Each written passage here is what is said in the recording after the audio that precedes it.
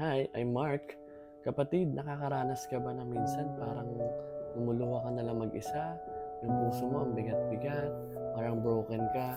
Nasa tamang video ka, kapatid. I want to share you something. Sabi po ni Lord sa Psalm 34 verse 18, "The Lord is close to the brokenhearted, and He rescues those whose spirit are crushed." No, kung ikaw man ay nakakaranas ng ganong pagsubok sa buhay o yung parang basag na basag ka palagi, kapatid, sabi ng Diyos, He is close to you.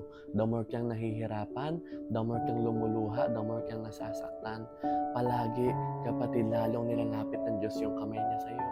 Lalo niyang pinaparanas yung pagmamahal niya sa iyo. Hindi po totoo na pag nasasaktan ka, mag-isa ka na lang.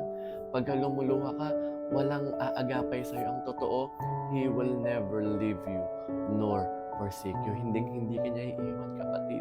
Iwanan ka man ng mundo, iwanan ka man ng tao, iwanan ka man ng anong material na bagay sa mundo, posisyon, kasikatan sa mundong ito, ang Diyos hindi ka iiwan, hindi ka pababayaan. Kaya kapatid, I hope and pray sa video na ito, ma-comfort ka ni Lord ng pagmamahal niya, muli mong maramdaman yung yakap niya, muli mong maalala na may Diyos na may pakialam, may Diyos na namatay sa krus ng Kalbaryo para sa buhay mo.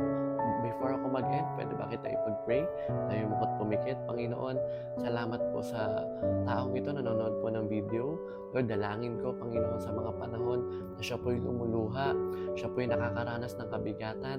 Minsan, Lord, nawawala na po siya ng pag-asa, Panginoon, sa buhay niya.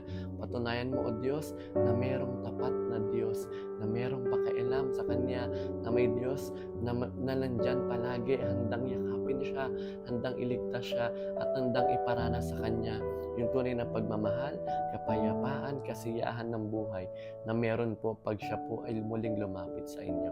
Salamat, Panginoon. I declare one day he or she will experience the true love, peace, joy, miracle, Panginoon, blessings, and comfort, Panginoon, nang gagaling po sa inyo. Ito po ang aming salamat panalangin. In Jesus' mighty name we pray.